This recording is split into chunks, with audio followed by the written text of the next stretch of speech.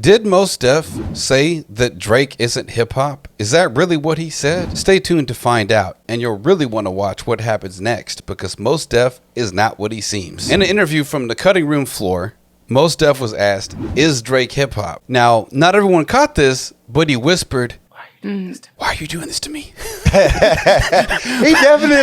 He seemed uncomfortable when she posed the question, and I don't think that he really wanted to go there. So then Mos Def famously replied, Drake is pop to me. And then he follows up with, I was in Target in Houston and I heard a Drake song. A lot of his music is compatible with shopping.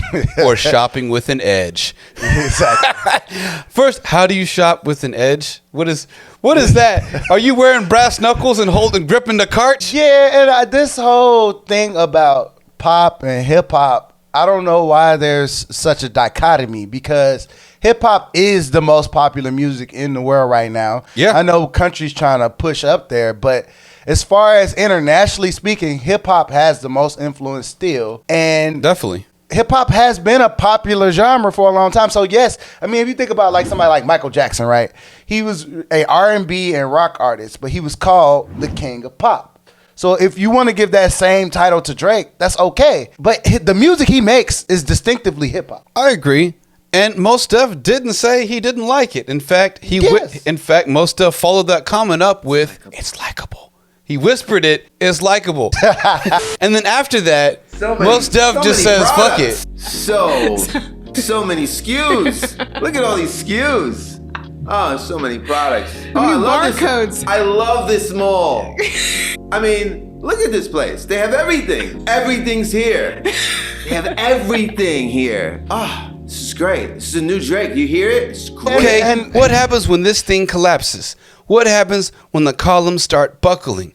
Are we seeing the collapse of an empire, buying and selling? Where's the message I can use? What's in it for your audience, apart from banging the pom-poms?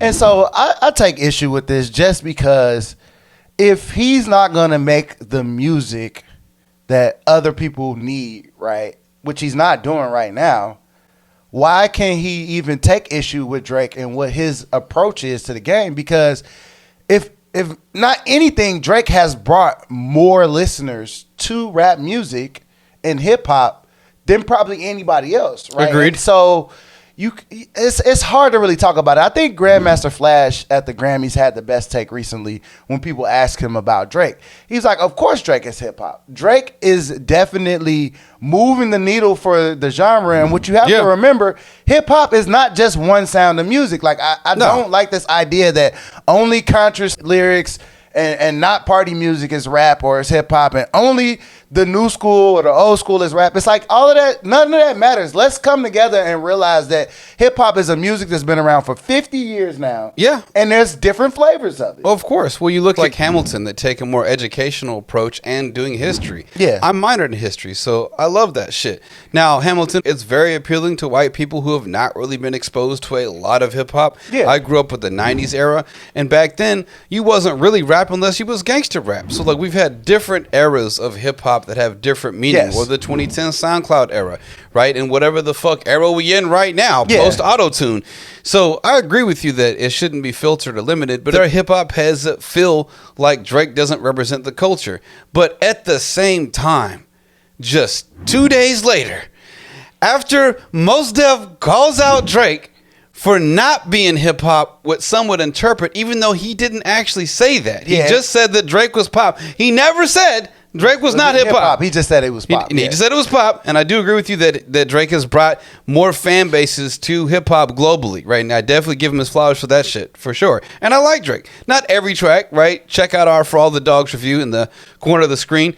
But at the same time, I respect the pedigree. And, but the question that a lot of people are asking is, Mos Def had an Instagram post, I believe, just 2 days after calling out Drake for not being hip-hop, wearing this dress with these women boots and this silver shirt that I can only describe to be as a jazzercise outfit. And Fat Joe from World Star Hip Hop was saying, where's the backpack? Where's the Timbs? Where's the hip-hop?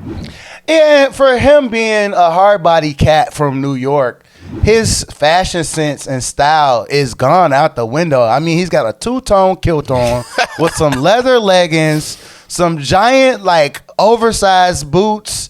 He's got on a silver jacket with yellow strips on it. I mean, it just doesn't match. I don't care like what type of clothing you're into. I'm not judging gender specific stuff, right? I'm just saying it was tacky. It don't look good. And for him to be like, I represent hip hop, because Mos Def is definitely one of those guys who feels like he represents the core of hip hop from the Bronx. Identities, right? Yeah, from the Bronx.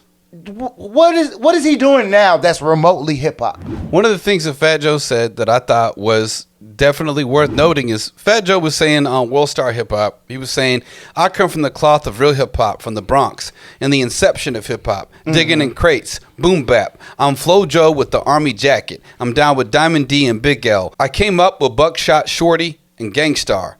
Don't throw stones in a glass house. Yeah. Was Mos Def's comment even a diss? What does that even say about hip hop culture? You know, I used to be a big Mos Def fan. Absolutely. Back when I was 19, you know, I was a teenager. When I first got introduced to Mos Def, actually by my girlfriend at the time, who later became my baby mom's. She introduced me. She was a DJ at the time, and she introduced me to Mos Def and True Magic. I got on that shit. This shit was dope as fuck. Yeah. The Katrina clap, talking about Bush fucking up the FEMA rescue efforts for Hurricane Katrina and Dollar Day for New Orleans. I mean, this shit was politically conscious. It was good. And it had that raw, rough Bronx feel. Okay, fast forward. Now I'm at Austin City Limits Festival here in Austin, Texas, ACL. And I'm watching Mos Def. I waited in the rain for Mos Def to come on stage. I was so stoked to see him. The entire set, he did Radiohead covers. Didn't rap a single time.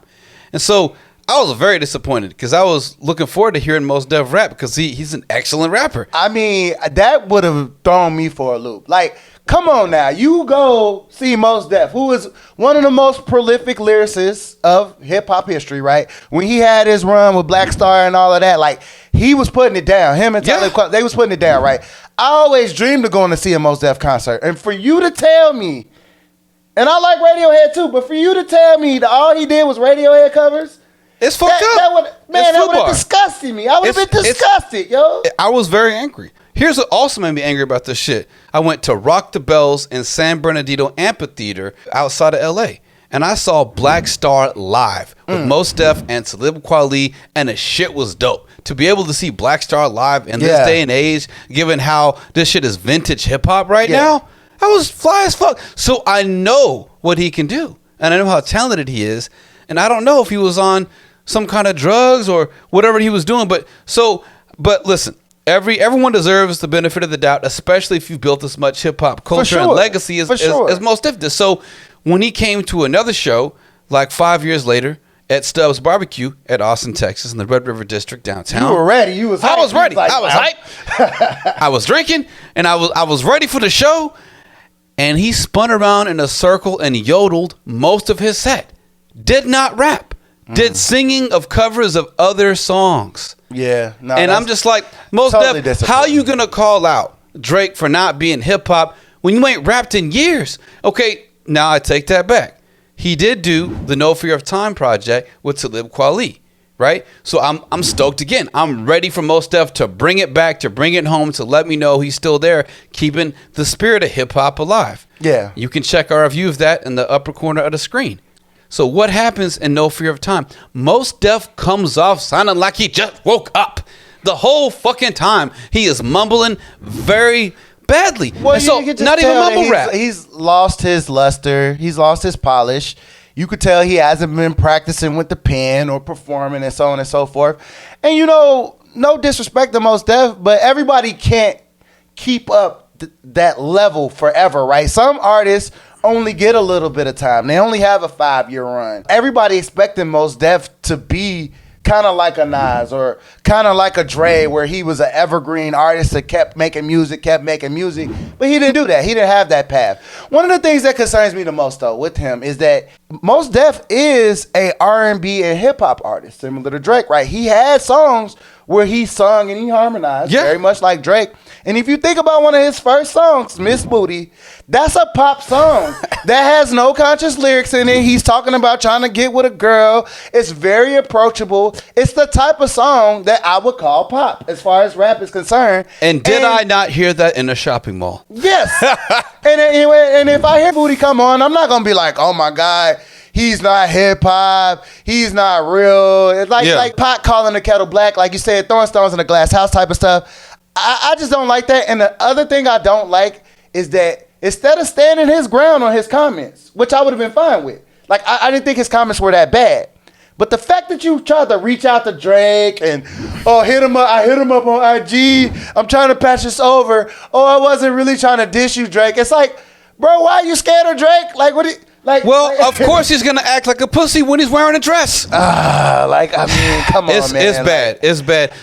You look at a 1-to-1 comparison. So like Talib Kweli, who I've always been a fan of, right? Despite he's had some issues with some beef with Micah 9, and he's also one of the GOATs. He is one of the greatest rappers of all time. So he's partnering up with his old dynamic duo from Black Star, Mos Def. And what I don't understand about Mos Def's perspective on this is where he's barely able to enunciate his words, how he can in good conscience record this album with Talib Kweli, who is not pulling punches. Nah. Talib is crispy on this shit. Talib was going crazy. Talib was rapping bars like, my song is a knowledge to heroes that need honoring, a promise we demolishing, all Confederate monuments. I'm noticing how these Nazis become congressmen. It's softer than some moccasins and way faker than collagen. Damn, Mos Def.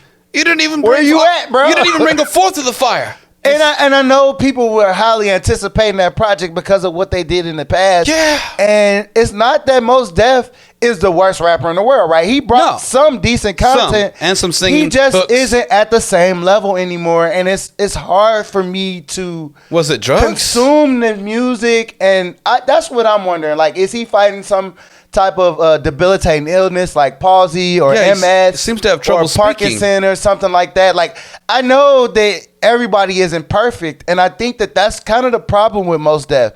I think that he kind of got baited into talking about Drake. He was baited. And he should have done, like, we had a recent interview, we asked somebody about Drake, and they no comment. They did the political, like, it's hard to comment on an artist that big when they have so much success, because there's a lot of different aspects you can approach it from, and I just think Mos Def should have just been like, I don't want to talk about that. Let me talk about something else. Right? Well, and so let's talk about the pillars comment. When Mos Def was talking about the pillars crumbling for the empire and the collapse. You know, I definitely understand how he's feeling after the mumble rap era and the auto-tune rapper and the ATL trap era, right? A lot of changes have happened from the original 80s and 90s hip-hop artists that laid the foundation for all these successive generations to build upon, so they could allow groups that aren't typical of what hip-hop used to be characterized as. Mm-hmm. You know, we also have the conversation about how rap is being characterized versus hip-hop, with white record labels wanting to encourage stereotypical behavior to have the prison pipeline, right? There's a whole bunch of conversations we can get into this, but as far as like the empire collapsing, is it collapsing or is it a transformation? I think that Mos Def has very cognizant comments, very, very relevant comments about what does the future of your legacy leave behind, what he's leaving behind with his legacy in hip-hop versus what Drake is leaving behind. Obviously, Drake has had a greater impact because of the greater number of influence, but as far as Mos Def, he's also had an influence, so it's worthy to discuss what is your impact on the culture post-death. What are you going to do? Like, how are you leaving that legacy behind? You know, let's talk about Drake. So, while his last album, For All the Dogs, not counting Scary Hours 3, that came out with J. Cole afterwards, check our review of that as well. The thing is that, like, it was not a good album. It was not the best material that Drake could put out.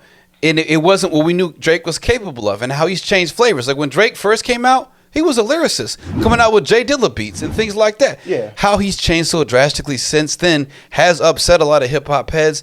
Not everything do I like from Drake, but he's still likable, and I still like his music. And he makes a lot of great songs. I think falling into the commercialization of rap, which a lot of artists have had to do, right? Albums aren't really made that much anymore. Like, when's the last time you've had a good listen all the way through album? It's only been a handful of them. Like, we were listening to Pac because we had to do that to really discuss his history and his legacy. He made albums, but that's what everybody did back then. Everybody made solid through and through projects that you could listen to from front to back. Drake dropped, a 20-plus song project, and he had a lot of singles on there. And that's kind of what people are doing.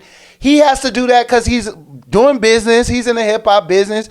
But I would argue, for every example of people saying hip-hop is dying, right now, the number one song in the country is Hiss by Megan Thee Stallion. It's even bigger than Taylor Swift's music right now, which is the biggest. You just had a number one album from 21 Savage.